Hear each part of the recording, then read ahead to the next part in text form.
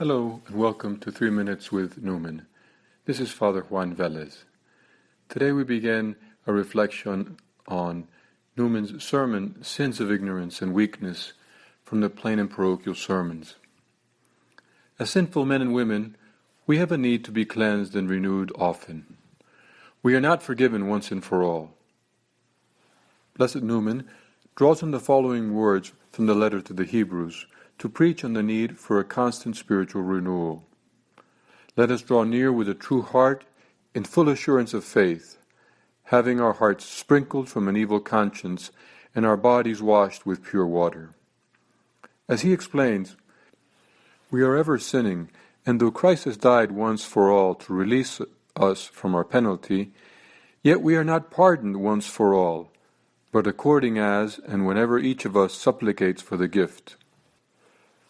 Through the prayer of faith, we gain forgiveness, but we sin and contract guilt again. Although we gain greater blessings than the Jews, like them, we require the periodic renewal of God's blessings, which came through sacrifices and the washing away of sin prescribed by Mosaic rites. According to the letters of the Hebrews, we need to be ever sprinkled again and again with the blood of Christ, and thus renew the grace of our baptism. We must keep in mind that the actual state of man has not changed with the incarnation or redemption. Newman explains that we are in the same state as if the redemption had not come. It has come to all the world, but the world is not changed thereby as a whole.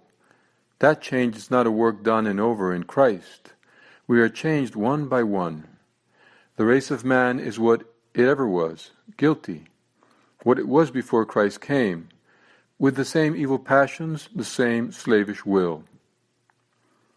For Christ's work to be effectual, each one must work out his salvation in a slow, persevering manner. Each person is responsible as a moral agent for his actions and salvation. However, Newman here is not denying the Christian's responsibility for others and his condition as a faithful member of the Church. Instead, he wishes to emphasize the active role each person has to seek forgiveness and live in a state of grace. A comparison with a sports team may be helpful. When such a team works together to win a championship, the victory requires close teamwork, but each player has to be fit, well prepared, and ready to pull his own weight. Furthermore, it is not sufficient to overcome one error in a match. A good player repeatedly overcomes his weaknesses and faults. As St. Josemaria Escrivá would say, Christian life consists in beginning and beginning again. We must have a good sporting spirit.